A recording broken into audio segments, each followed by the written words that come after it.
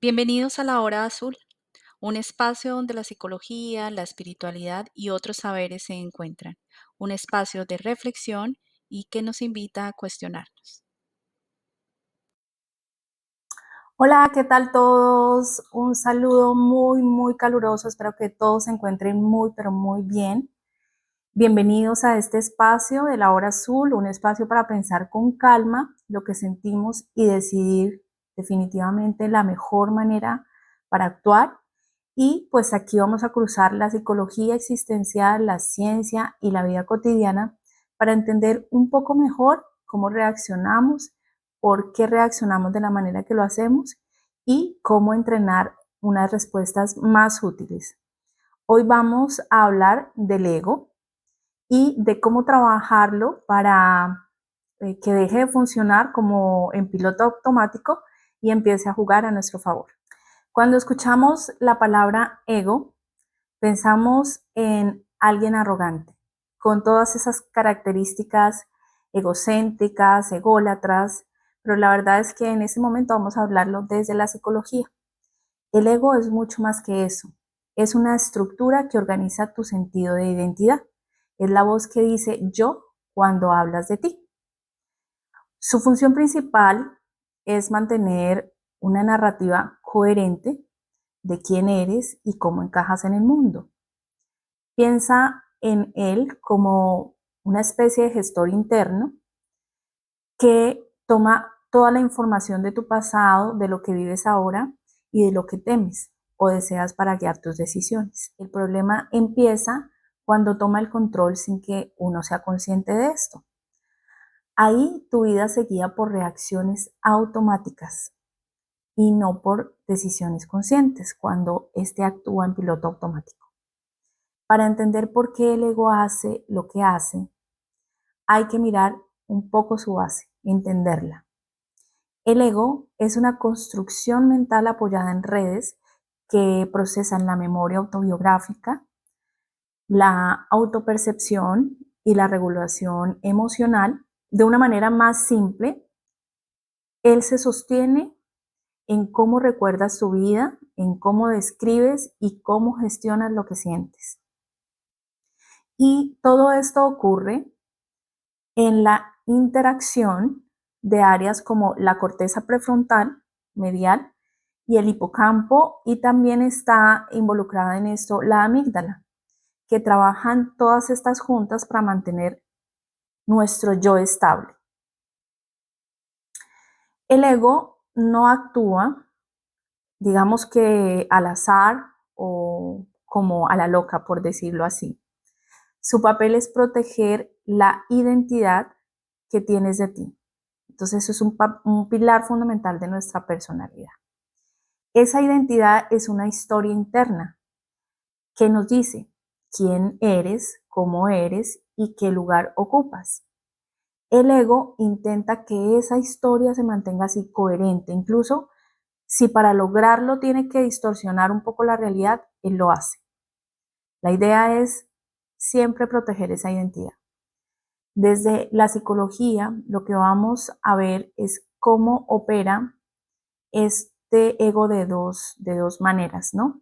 Él opera como un mecanismo de defensa, entonces actúa en cómo negar lo que a uno le duele y también justifica lo que incomoda.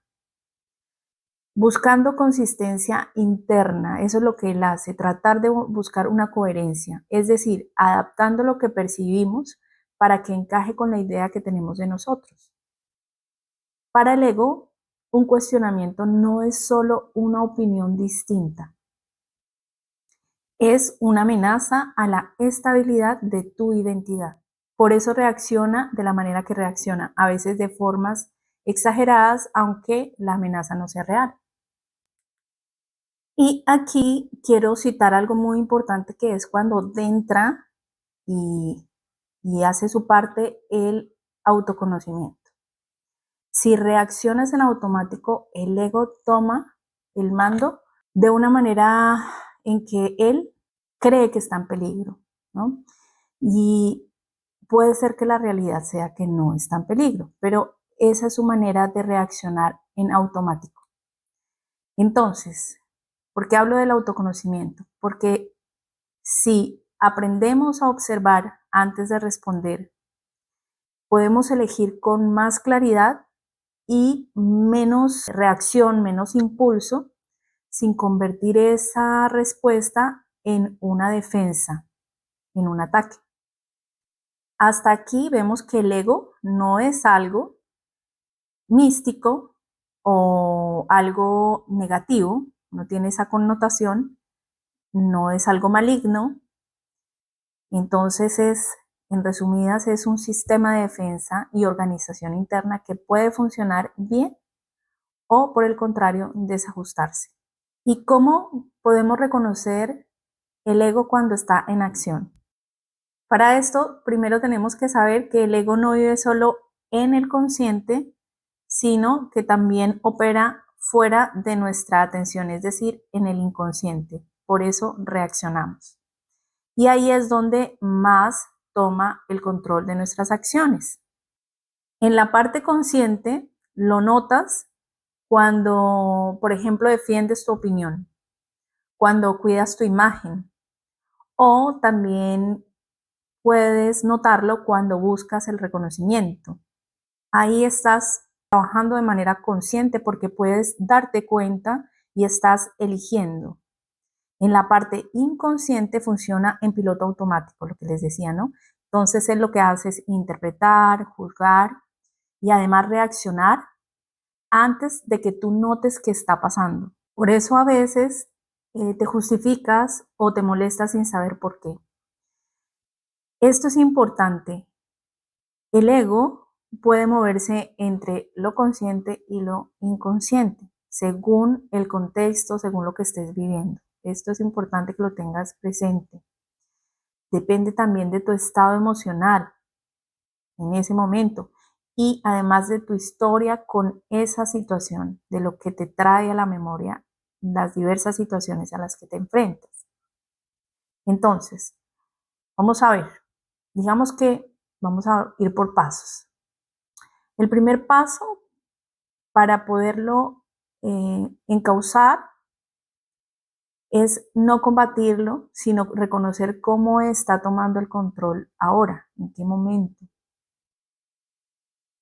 En el ego sano hay unas señales para darnos cuenta que está ahí, que nuestro ego está sano. Y esas señales son que podemos decidir con tiempo, darnos espacio para tomar decisiones, no por reacción. Puedes recibir retroalimentación sin poner en juego tu valor personal. Logras poner límites y sigues en tu paz.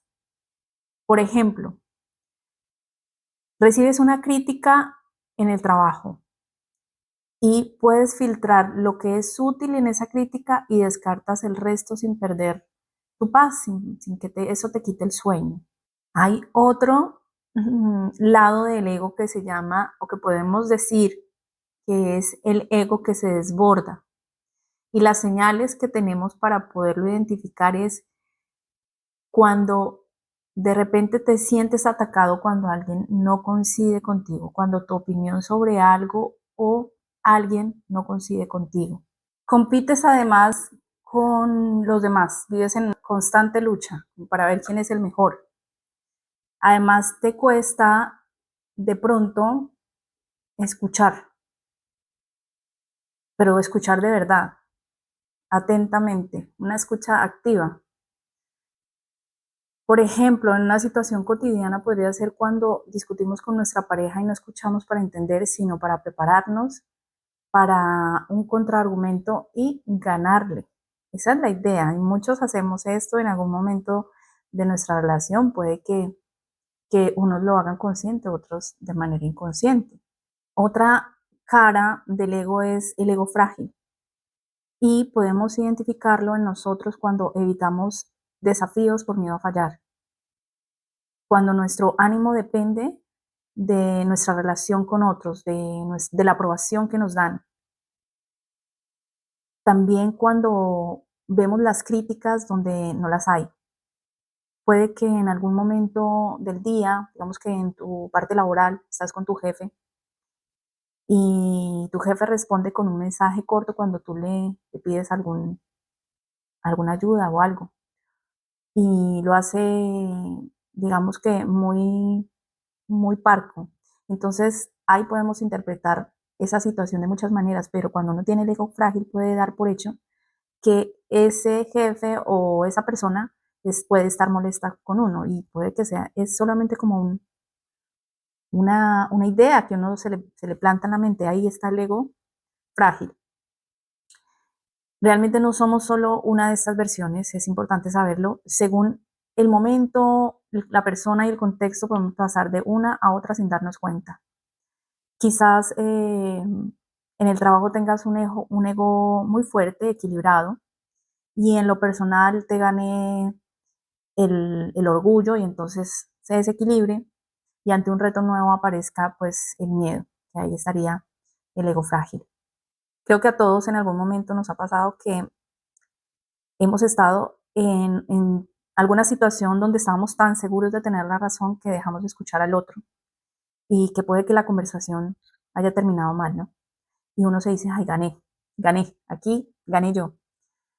Pero ganamos el argumento, pero también perdimos la oportunidad de entender al otro. Y ahí es importante entender que nuestro ego no busca que nosotros tengamos la razón. Lo que busca es buscar un área segura, donde nuestra identidad no esté atacada, donde no sea movida nuestra identidad. Veamos ahora cómo podemos entrenar nuestro ego para que trabaje con nosotros y no en contra de nosotros. Un ego entrenado no desaparece, pero sí abandona el piloto automático. Vamos a mirar cada una de sus manifestaciones, ¿no? Entonces, cuando el ego está en equilibrio, lo que necesitamos hacer es mantenerlo. ¿Y cómo podemos hacerlo para mantener este ego así equilibradito? Primero, pues, tener los límites muy claros. Por ejemplo, podemos hacer una vez por semana un ejercicio de decir no a algo que no podemos o no queremos hacer sin dar muchas explicaciones largas y tratando de no sentir culpa. Y para esto es importante mantener y hacer una revisión de nuestros valores. Siempre tener claro cuáles son nuestros valores, qué podemos negociar y qué no podemos negociar para poder poner límites, ¿no? También está el ego desbordado, que lo que buscamos es bajar la intensidad, dejar de reaccionar. Entonces, digamos que un ejercicio activo que puedo pensar ahora es pausar, hacer una pausa de 60 segundos cuando notemos esas ganas de ganar, esa lucha, ese combate en una discusión. Necesitamos respirar, esperar unos segundos y luego podemos formular una pregunta para entender mejor al otro. Y aquí lo que necesitamos es bajar el volumen de la voz y podemos resumir lo que la otra persona dijo. Y esto es muy útil al final del día. Eh, Podemos hacer como una especie de repaso y acerca, digamos, de esa situación intensa y podemos pensar dos veces cómo podríamos haber respondido mejor. Eso lo que busca es reflexión y análisis. Si lo que quisimos fue comprender mejor o lo que quisimos fue ganar y qué podríamos decir distinto si eso se repite. Y en el ego frágil lo que necesitamos es fortalecer, fuerza. Entonces lo que podemos hacer es elegir una acción que solemos evitar por miedo a fallar y hacerla en menos de 15 minutos. Aquí lo que necesitamos es realizar una tarea y completarla, aunque sea, aunque no nos salga perfecto. Aquí lo esencial es no olvidar que podemos hacer como una especie de registro de esos hechos y no darnos tanto palo, por decirlo así, donde hagamos los checklists, si pude, ¿para qué? Para fortalecer nuestra autoestima. Y podemos escribirlo, no sé, decirnos que estuvo bien, darnos cuenta que hay una evidencia real ahí, tangible, y eso realmente nos fortalece. Entonces mira que el ego, al ser un sistema que se organiza y sostiene nuestra identidad y que también se alterna entre lo consciente y lo no consciente según el contexto, está a nuestro favor dependiendo de nuestra conciencia, de la capacidad de observar y estar en el presente aquí y ahora. Identificar una sola reacción que puedas manejar distinto ya cambia el cómo participa tu ego en tu vida. Y eso no es algo que se nota de un día para otro definitivamente, porque es un trabajo, pero sí en cómo empiezas a relacionarte con otros y contigo mismo. Hay que traer a la conciencia lo que hoy está escondido y trabajar para que el ego no decida por ti sin que lo notes. Entonces es importante registrar qué cambió en tu conducta y en ese vínculo. Hay que observar los datos reales. Con eso te ajustas para cuando vuelva a suceder eh, X o Y situación. Y la idea pues no es buscar la perfección, es conocernos para que tengamos el gobierno sobre nuestra conducta. Y para eso es importante no olvidar que tenemos las capacidades suficientes para lograrlo. Y es aquí donde podemos dar un paso más adelante, porque si hablamos del ego, no basta solo con entenderlo, necesitamos saber cómo influye en la forma en que percibimos la realidad y también en cómo nos relacionamos con los demás. Y para eso quiero traer una idea de Milan Kundera que me parece muy crucial citar en este momento. Kundera, en su obra, plantea algo que es muy importante y que a veces nosotros olvidamos. La identidad como tal no es un bloque fijo, sino una narración que hacemos de nosotros mismos. Es decir, que nosotros también construimos nuestra identidad a partir de lo que nos decimos, ¿verdad? Lo que nos vamos contando a lo largo de nuestra vida. Cuando el ego está desbordado, la historia que narra sobre nosotros tiende a ser un poco exagerada, tiende a exagerar también los méritos, a minimizar un poco los errores y poner al otro como si fuera el antagonista de nuestra vida. Y cuando está frágil, la historia que nos pinta es como unas víctimas permanentes, incapaces de influir en lo que nos pasa, y en ambos casos la narración pierde equilibrio y con ello nuestras relaciones se resienten. Lo que Kundera sugiere, aunque no se diga de pronto en términos psicológicos, es que parte de la madurez de nosotros es aprender a ser editores de esa narración, de lo que nos contamos. Y no es para censurarla, sino para revisar si lo que nosotros contamos es fiel o solo es, digamos que una versión limitada o recortada para sostener ese papel que el ego quiere que desempeñemos, de ser víctimas o poner a otros como antagonistas. En la práctica, esto significa darnos cuenta de que la película que llevamos aquí en la cabecita no siempre coincide con la realidad. Y si lo que queremos son relaciones sanas, necesitamos abrir ese espacio para que la narrativa del otro también entre y encaje en la conversación. Eso nos hace ser más flexibles. Porque aquí hay un punto muy clave. Las relaciones fracasan cuando la historia de uno no deja espacio para la historia del otro. Piensa en una discusión de pareja o entre amigos, como, bueno, la que ya te cité, por ejemplo, ¿no? No solo se cruzan opiniones, sino que también se cruzan las narrativas. Cada quien cree tener los hechos correctos de su lado y el ego actúa como un editor muy celoso cortando las partes que no le convienen. ¿Ven? Entonces, en el resultado se ve que ambos lo que hacen es defender un guión que el otro nunca, o sea, ni se dio por enterado que estaba ahí, pero que lo damos por verdad. En este punto, lo más importante es usar al ego como un aliado. Y eso implica aprender a reconocer cuando nuestra versión de los hechos busca más protegernos que acercarnos. Y si esa protección a veces es necesaria, de verdad que sí, a veces sí necesitamos esa versión, pero no siempre es útil. Kundera nos recuerda que vivir también es aceptar que la identidad se construye en el diálogo y que si solo escuchamos a nuestro ego, la conversación se vuelve un monólogo. Esto requiere de verdad, necesita coraje, porque implica que algunas de nuestras certezas tal vez no lo eran tanto y que a veces hemos contado una historia que nos deja bien parados, pero no es toda la verdad. El ego, bien entrenado, nos ayuda a tener una identidad clara y a poner límites sanos, pero cuando dejamos que sea el único narrador, nos aísla. Entonces, al abrir la narrativa, no nos mostramos débiles ante el otro. Al contrario, lo que hacemos es ganar perspectiva ganar flexibilidad y ganar también un espacio para poder crecer. Y aquí está el giro interesante. El ego no es enemigo de nuestra humildad. De hecho, un ego maduro sabe que reconocer errores y aceptar otros puntos de vista no está amenazando nuestra identidad, no está amenazando nuestro lugar. Al contrario, lo que hace es fortalecer. Un ego en paz puede decir, esto es lo que creo, pero quiero escuchar lo que tú ves o lo que tú crees. Ese es el tipo de diálogo que nosotros tenemos que tener para construir relaciones sólidas. ¿Okay?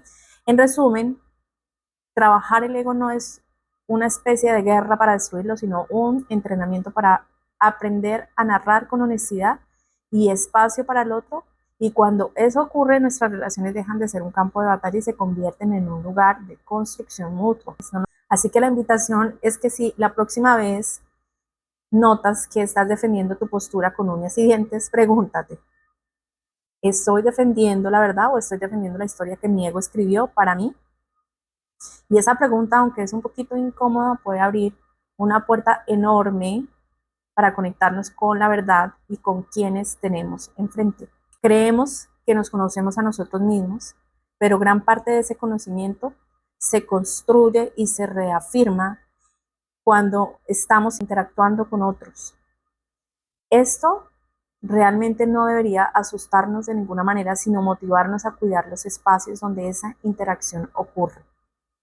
Las relaciones sanas no se sostienen con un ego inflado ni tampoco con un ego frágil, sino en uno que puede convivir con todas esas diferencias, negociar los significados que cada uno le dan a las diferentes situaciones y mantener la calma cuando la percepción del otro no coincide con la propia.